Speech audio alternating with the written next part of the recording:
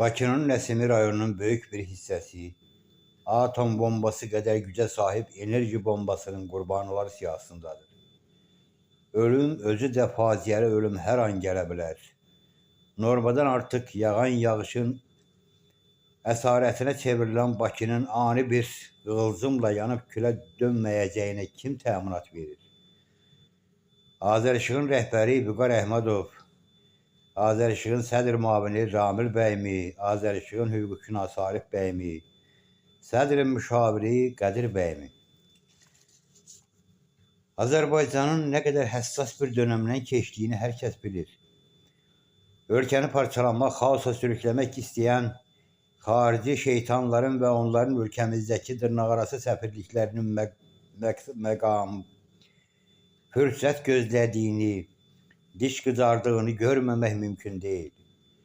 Bütün bunları açan, məlumat verən Bəhram Allahverdiyevin Nəriman rayon məhkəməsi hakimi Xalidə Əlisoy 1000 manat cərimə edir ki, sus, otur yerində.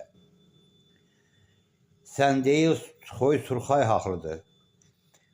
Bəhram kişini təhqir və şərəf ləyaqətinin alçaldırması ilə bağlı xüsusi tam qaydasında məhkəməyə verən Ocaqov Surxay qalib gəlir. O Surxay ki, bütün bu cinayətlərin icraçısıdır. O Surxay ki, etdiyi qanun pozuntularına görə işdən uzaqlaşdırılmış və sonradan nəsirsə yenidən Nərimanov rayon enerji şəbəkəsi idarəsinə baş mühəndis təyin edilmişdir.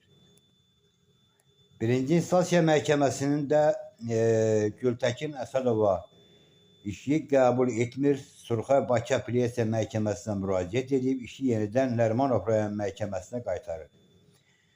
Bəhram kişinin bütün real faktları ortaya qoymasına baxmayaraq hakim Xalidə Əlisoy onları araşdırmaq, hadisə yerinə baxış keçirmək əvəzinə qərəzli bir tərəfli qaydada hökm oxumaqla təkcə Bəhram Allahverdiyevi cərimə cəzasına məhkum etmir. Yüz minlərlə Bakı sakininin taleyini sual altında qoyur. Əfsuslar olsun ki, 5-ci kolonun sifarişi yerinə yetirilir və Xoy Surxay nəinki cinayət məsuliyyətinə cəlb edilmir, hətta bu gördüyü cinayətlərin fonunda 1000 manat mükafatlandırılır. Bura Azərbaycandır, haqqı deyənlərin dilini kəsirlər. Xalqa xəyanət, dövlətə xəyanət, ölkə başçısına xəyanət təkcə xaricdə yox, ölkədə baş verir.